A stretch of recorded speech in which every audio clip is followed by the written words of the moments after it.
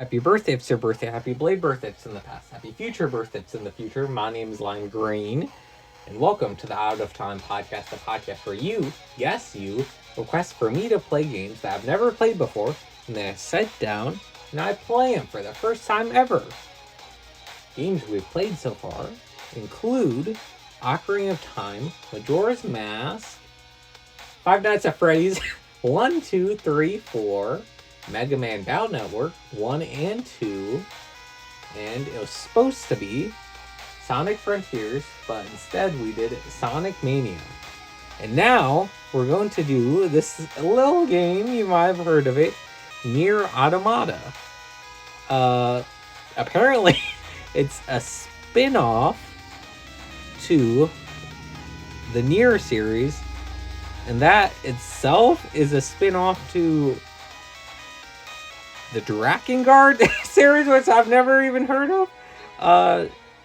That's why I do research on these things beforehand, so I don't go in completely blind. It's the brainchild of Yoko Taro, who works at Platinum Games, who, I'm more familiar with Kamiya, who does Wonderful 101 and Beautiful Joe and Bayonetta and that sort of side of Platinum.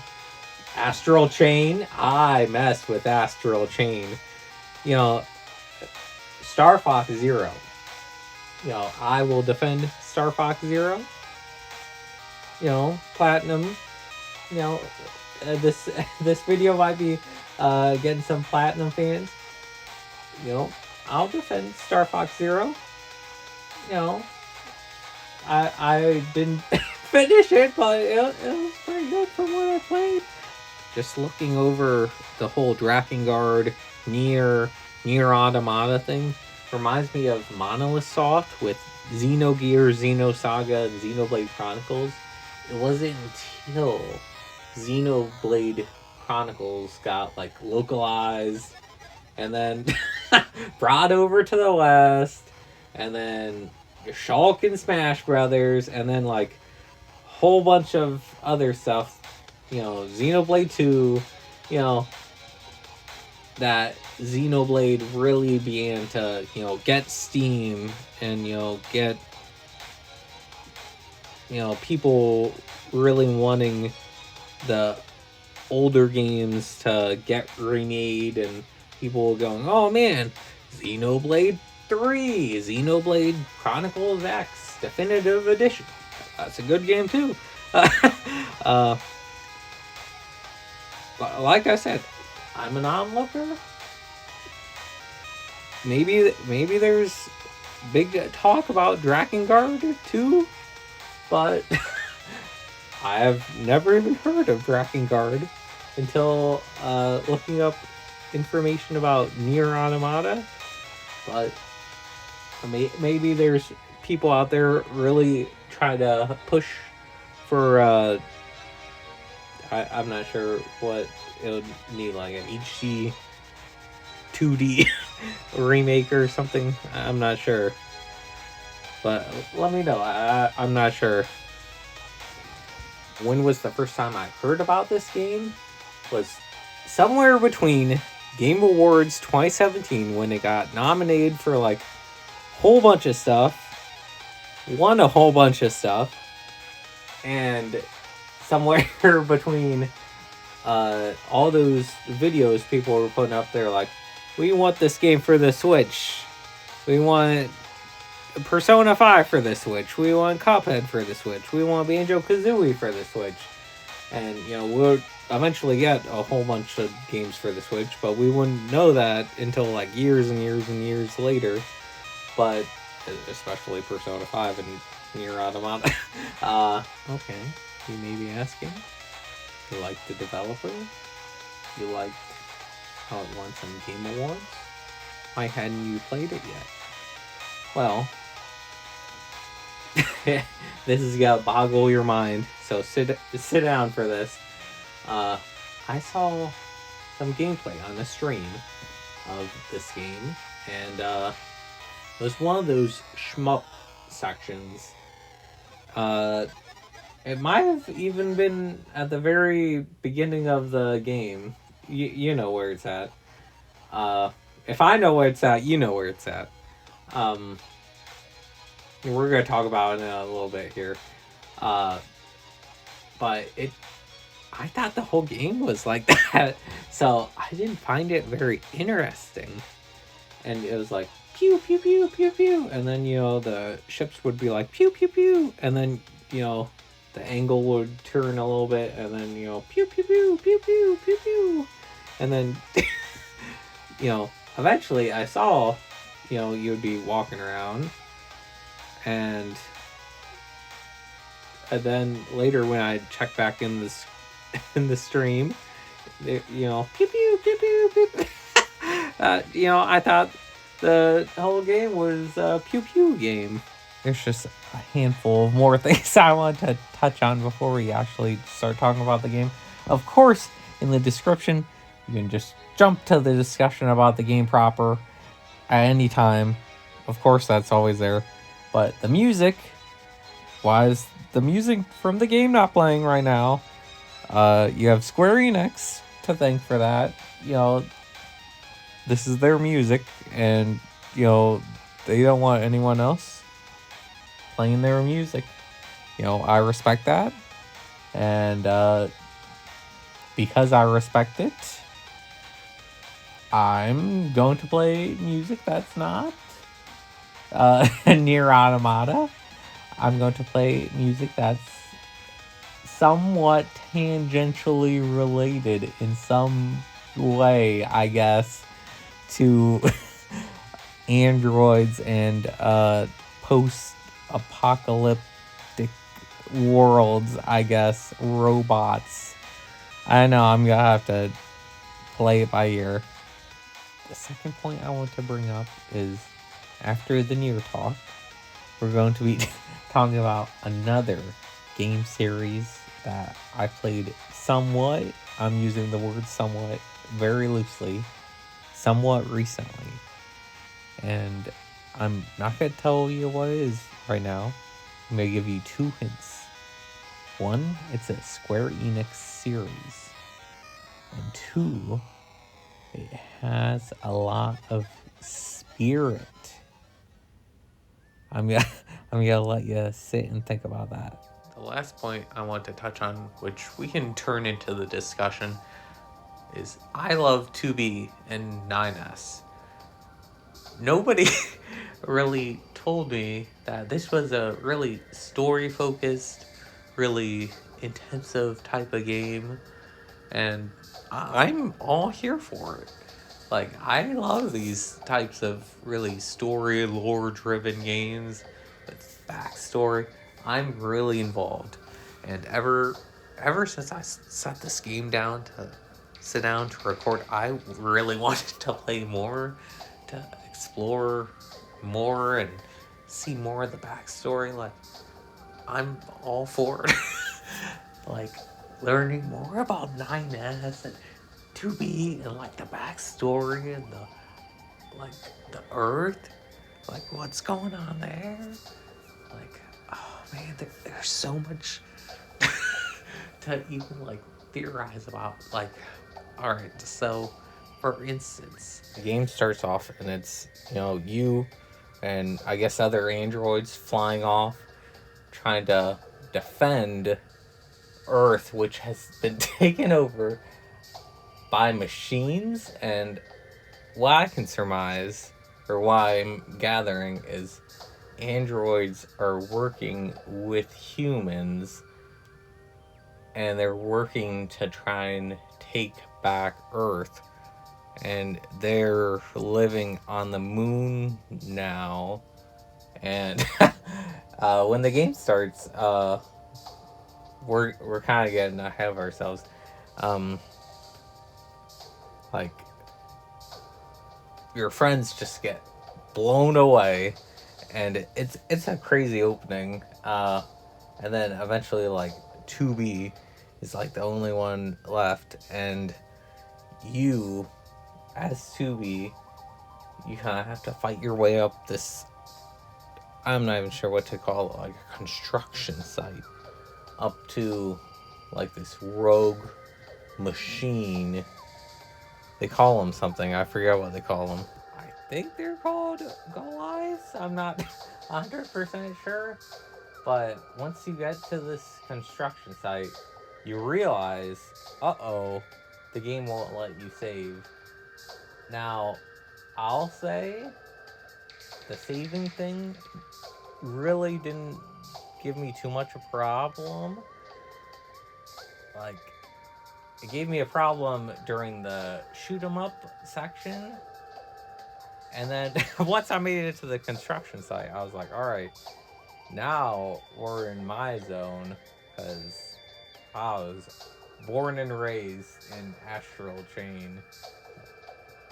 That's one of my like top 20 favorite games. Boss fight, I'll admit, took a little bit, but you have like this little guy that, as long as you're, I think, holding the button down, I don't know, it's been a little bit, you just do a constant stream of damage, and they put that in the game just for me. I'm all about like little chip damage and little effects, and I know other people aren't really too much about that, but I'm all about that. Give me something that just wears the enemies down over time, and stay away from the enemy, and then they do a big swing, and then I just jump away, and then I just go, watch out, one hit, and they're done. I think that's like the most effective way to take them down.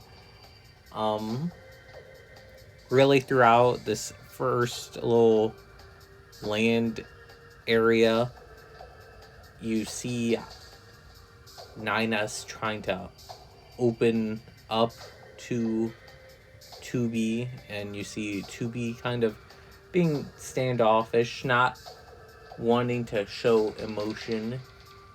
You can kind of contrast that against the robots you fight in the first opening sand area, which I will say, I've been always a big proponent of. Oh man, I hate sand areas.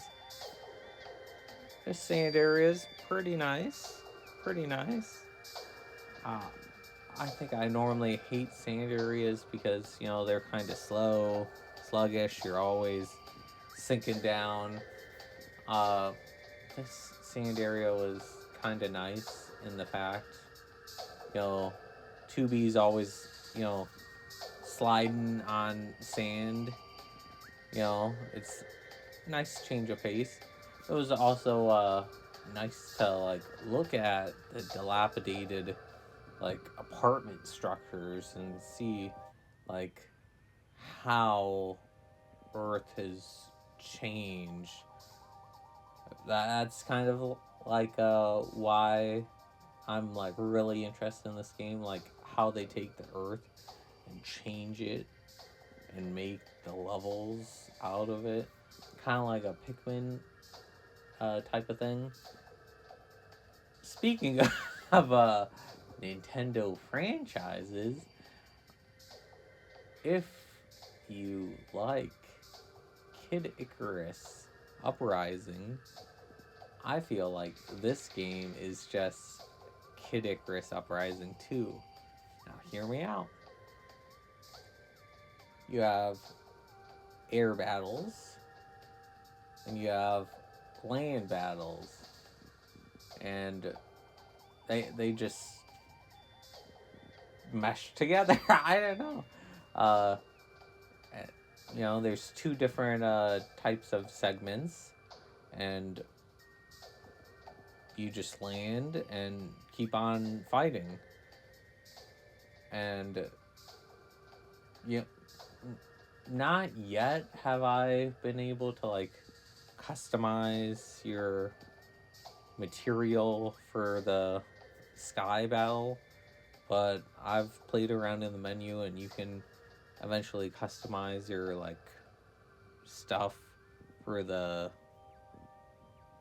I guess, ground battle in NieR. But I imagine you could like change your guns and stuff for the shmup segments. But that's something to think about. If you can't tell, I don't have notes. I'm just kind of going off vibes and what I remember. But what I really want to mention is the camera in this game. It's very cinematic, and one of the reasons why I think, like, I haven't played this game very much so far, but what I already noticed is the camera is very cinematic, almost like what I would compare it to is maybe like Metal Gear Solid, I guess. And if not that, maybe like a movie, like uh, the intro where you're just going up like the tanker and stuff. Uh, it switches from like, what would be just a normal, third person action game camera, and then sometimes it would go like overhead, kind of like a gauntlet type of camera, and then at times, you know, it would also be in the shmup segment, no no real camera control at all, but you can really tell the camera really gives way to the story. Like, they are taking the story first. Maybe the gameplay at the same time. They're holding them both at the same time. And they're like, alright, we have something we want to tell the fans. And I really recognize that. And again, I've only played this game for a little bit. Another thing I want to be sure to touch on was after you beat the tutorial area, you go up to like this space, and it was black and white, which I'm not sure if that's because I was low on health or if that's just the aesthetic there. Either way, it was pretty cool. It reminded me of a couple different things. Of course, gotta relate it back to Astral Chain. One of my favorite games ever. The Neuron Task Force, that area of the game, reminded me of Metroid Prime 3, the beginning of that game. I used to love just replaying the beginning of Prime 3, like running around with the Federation. I want to call them agents. They're not agents, like troopers, I guess. And replaying just the tutorial section.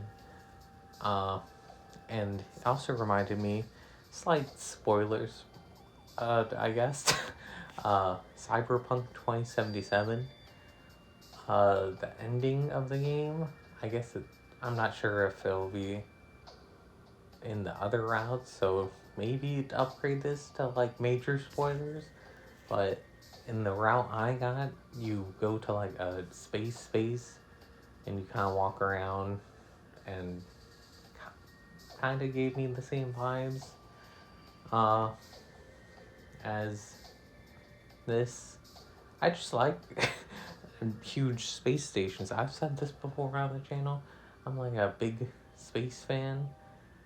So like just putting myself on like this huge space station where you can like not only like interact with the environment, but like just like, I don't know, hang out is like really cool.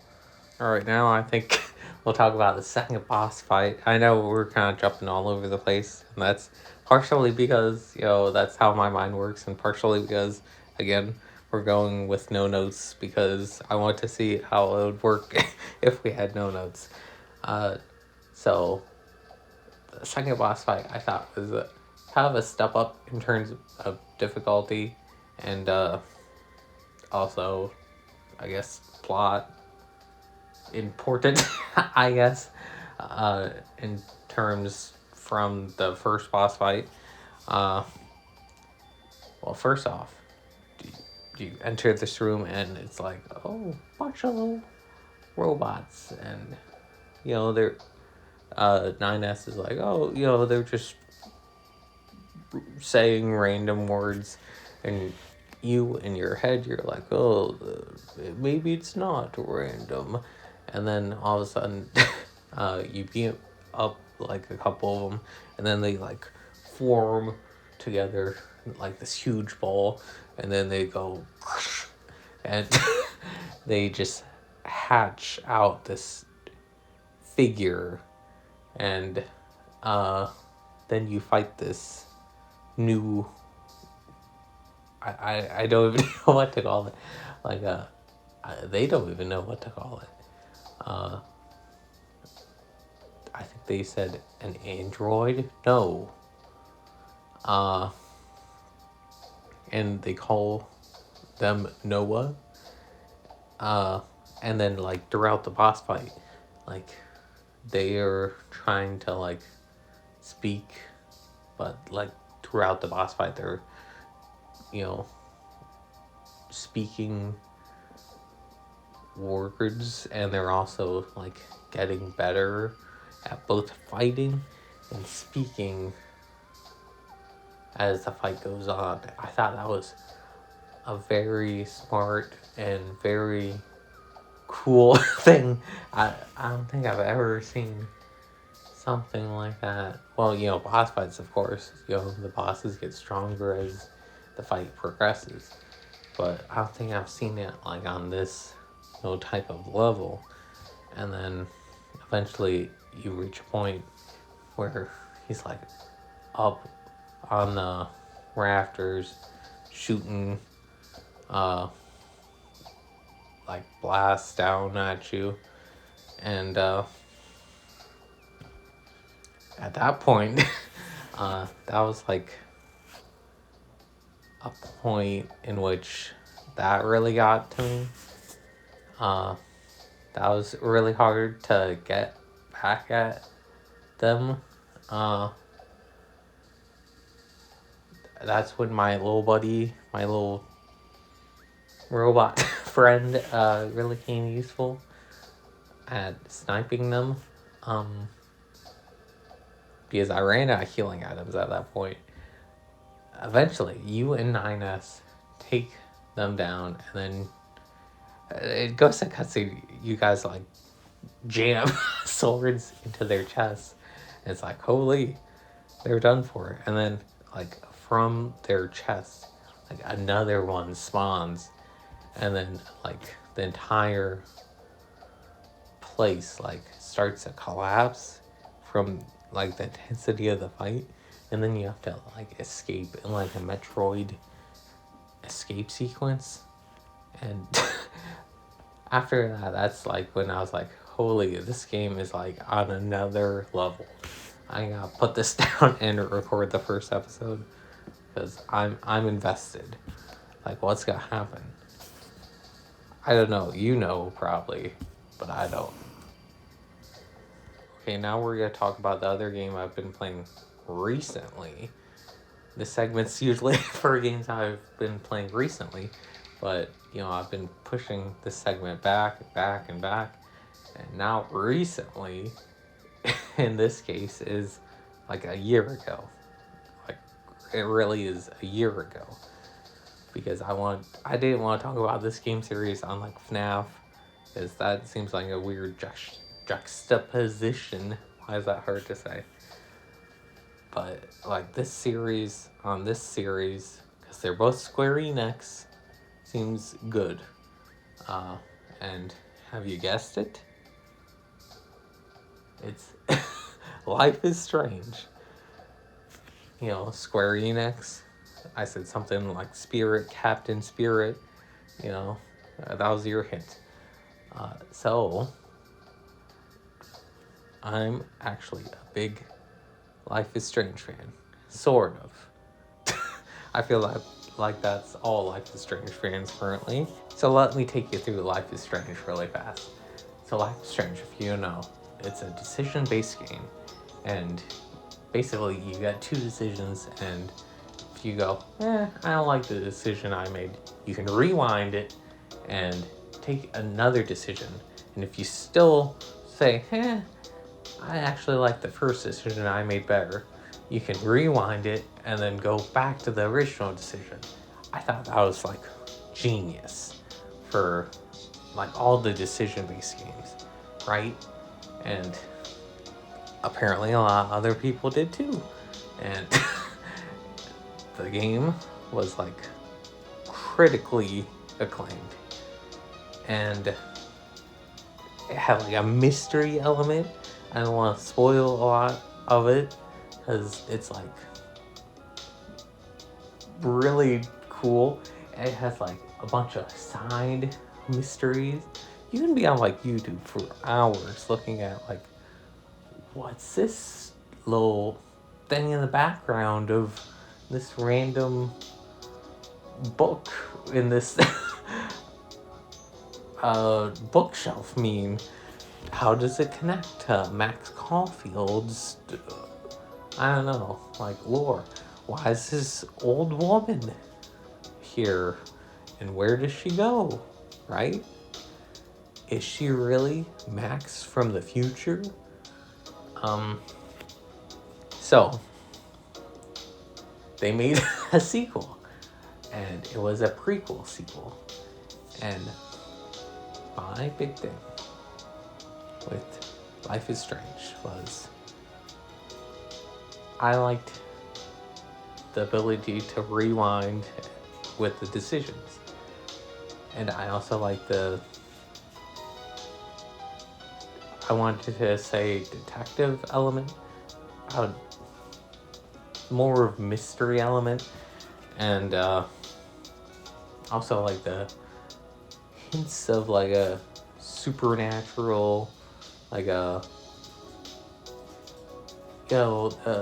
deeper mysteries hidden beneath the surface type of deal. Now, in the prequel sequel, it stars Max, but not really. In all prequels, you essentially know like what's going to happen. Like if in Life is Strange Before the Storm, if someone takes out a gun and points it at Chloe, you can't be afraid for Chloe because you know Chloe is going to live because you see her in Life is Strange original, right?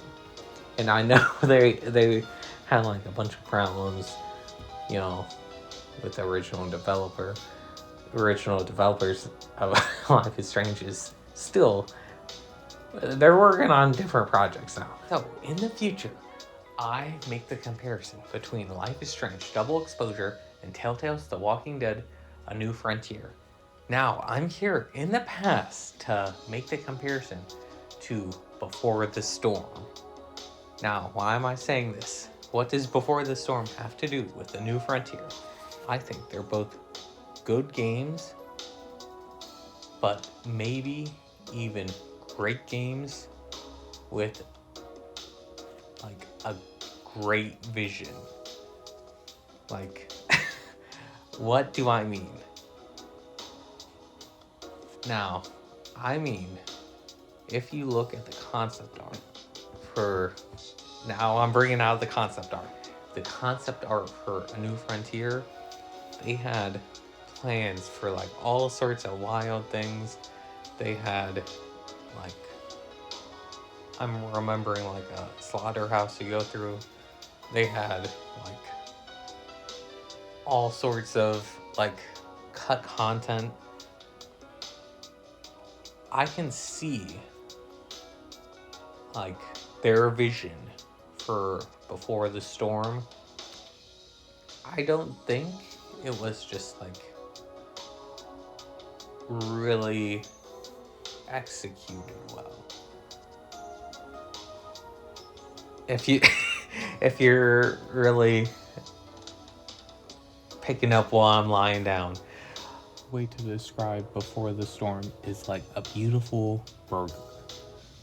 Before the Storm is the patty, but it has no ingredients. Like, it's a really good patty, but you're always gonna be wanting some lettuce, some tomato, some mayo, or some seasoning on top.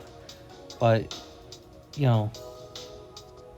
as good as that patty is, you're always wanting a little bit more. So I think my main gripe with Before the Storm is with Max in the original Life is Strange. I usually played like the goody two shoes, like all the answers I picked a good answer, like the stereotypical don't steal from the handicap fund Chloe, all the goody two shoes answers, right? But with Chloe in Before the Storm, I feel like there was just like two evil answers and that was it. And you're just picking between the lesser of two evils. And you couldn't rewind. I'm not going to split any hairs here. Ever since Before the Storm, I wanted another Max game. The ability to rewind your choices and to make a different choice, I thought was revolutionary. Like, all other choice-based games, they were, like, in desperate need of something like this. And Life is Strange, I thought, had hit the gold mine. And they just didn't have something like this in later games. Before the Storm, they had Chloe's backtalk mechanic. Life is Strange 2, they had Sean like doodling on the little thing. And True Colors had the motion-based mechanics. But none of them really do anything with the choice-based mechanic, which I thought was, like, again, revolutionary. But then, not too long ago, they announced Max Caulfield will be back in a new game, Life is Strange Double Exposure. And let me tell you, my hype was through the roof. Now, it surprised me that everyone else was not also hyped for this game, for Max's return. Back in the days of Before the Storm, I saw tons of people wanting Max to come back, but after Captain Spirit, Life is Strange 2, Life is Strange 3, I feel like something might have flipped, and people were like, do we need Max? Max's story's kind of over. But I was ready for Max to come back. And then I played Double Exposure. I finished it. And let me tell you what I think. First off, let me start off by telling you I did not play 2. I did not play Captain Spirit. And I did not play 3. So, when I went into Double Exposure, and Square Enix starts off by telling me I could have paid extra for some DLC that was just some extra costumes and a cat. I felt a different kind of way. I'm like, they put customizable DLC in my Life is Strange. And then I looked that up, and apparently this has been a thing since True Colors. Oh my. I was oh my. Life is Strange, what have they done to you? So let me just get into the meat and potatoes why a lot of people don't like double exposure. A lot of people don't like double exposure because while it is a proper sequel to the original Life is Strange, which is what I really wanted for years and years and years and years, it's not a proper sequel in which, you know, what a lot of people wanted. You know, at the end of Life is Strange, spoiler, you get a choice between saving everyone in the town that you've met up until now, everyone you've befriended and you've grown attached to, or, you know, your best friend, and then, you know, hope to become romantic interest. And, you know, it's called Bay versus Bay. And, you know, Chloe or Arcadia Bay. And, in double exposure,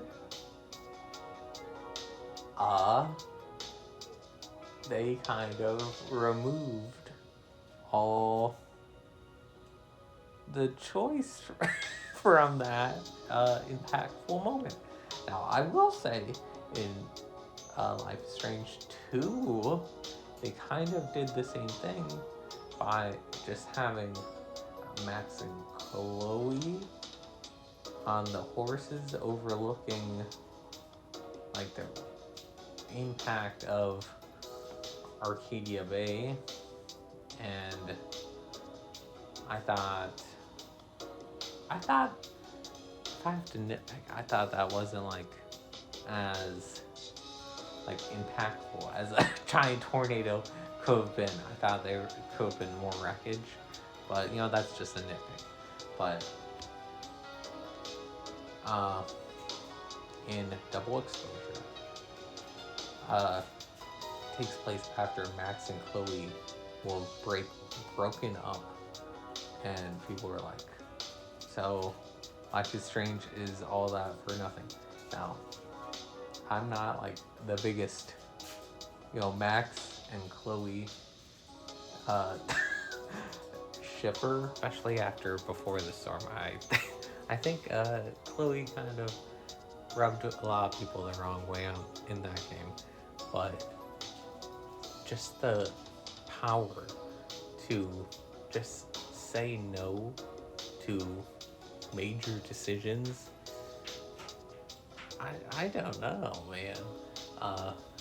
The Walking Dead, The New Frontier, also known as Telltale's The Walking Dead Season 3, did that. You know, famously in The Walking Dead Season 2, you had like a whole bunch of different decisions. And then they kind of like funnel them into like one. And, you know, you could have ended up with Jane, you could have ended up with Kenny, you could have gone alone, you could have ended up at, you know, the camp, you could have like walked alone, you could have had the baby, you could have given up your spot for the baby. It's like you had so many different options, and then magically you had all your options taken away, and that's kind of like the same decision as this, where you had the option of Bay or Bay, and you know, now in this game, double exposure, the people that chose Chloe, they got their option revoked. You know, I understand where they're coming from in that aspect. Now, Max's powers in this game, they're not their usual powers, which is why I sort of wanted Max to return in the first place. I wanted, the original decision rewinding powers, but instead we get like this reality bending powers, which you don't even get to use them at all times. Like, you couldn't use the rewinding powers at all times. Like, you could, but there were limits. Like, you could rewind them and then she'd be like, oh, my head or something. But in this, you're limited by, like, there would be like a little sparkle, and Max, you gotta take her over to like this little sparkle, and then you can be like, and then then the entire world around you changes. But it's not like an entirely different world. It would be like a world where, okay, spoiler. It's like a world where like one thing has changed, one major event, and that's the key characteristic of this other world. So think like Marvel multiverse, and Max only can access this other multiverse.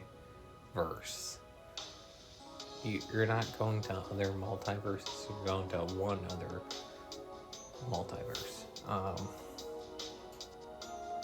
Now the story, it does get pretty interesting, but it takes a little bit to like find its footing, I have to say. Spoiler. I need to get into the spoilers for it to be like really cool.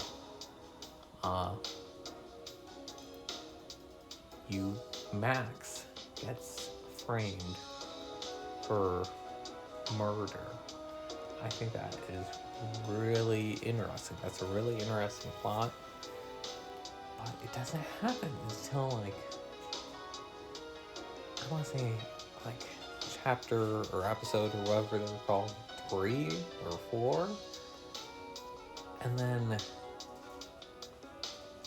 the next episode or chapter, like you find out it's not you, and then you find out like the real answer, and then it's like, that's it. Like the first couple, it's like meandering around really, and like you could argue that that's the same as the original Life is Strange, but I felt like there's more, going on. I don't know. Maybe if I got the cat DLC, but man, I don't know. Like, I'll give him credit. Max's like little, I'm not sure what you'd call it, like studio apartment. That was cool. Like hanging out there. Now, the campus, because Max is like teaching. It's been a year. That was fun to run around into. A lot of the characters, I will say, aren't too memorable. You can get a couple romances here and there, but again, even I will say none of the characters are as notable as Chloe and a lot of the original cast. That's not to say that all the characters in this game, aren't very interesting. I have a couple characters in my head, but I don't want to spoil everything from this game. But I do want to go over the last big thing everyone talks about this game, besides the whole Chloe Max thing. At the end of the game, this one character that I don't want to spoil for you essentially goes Nick Fury and goes, I need to create my own superhero team, and then it goes like Max Caulfield will return, and people did not like that. Now, again, like a lot of things in this game, I lean one way or another. Now, this might be actually a case where I just don't take a side, but I sit like right in the middle. Now, let's break this down. Are there characters with powers in Life is Strange? Yes. Now, are there characters who would bring a lot of hype in Life is Strange if they were to come back? I can think of like a handful. Of course, Max Caulfield. The main character, debatably, if we'll get there, in the first Life is Strange. I wanted to play Double Exposure because of Max Caulfield. They hooked me in. The second I'll bring up is Chloe. I can see if they make another Chloe game, people would want to play as Chloe. Third I'll bring up is Sean and Daniel from Life is Strange 2. I'll bring up Captain Spirit. And I would also bring up, I haven't really touched too much of True Colors. I'd bring up the True Colors main character. I don't even know their name, but that's like 5 characters I think could make like a big hype moment in the Life is Strange community. Now, I said community. I think they wanted to, make it bigger, outside of the Life is Strange community. They wanted, like, Jeff Keighley to be like, and now, here's an announcement from Life is Strange, and then Max Caulfield,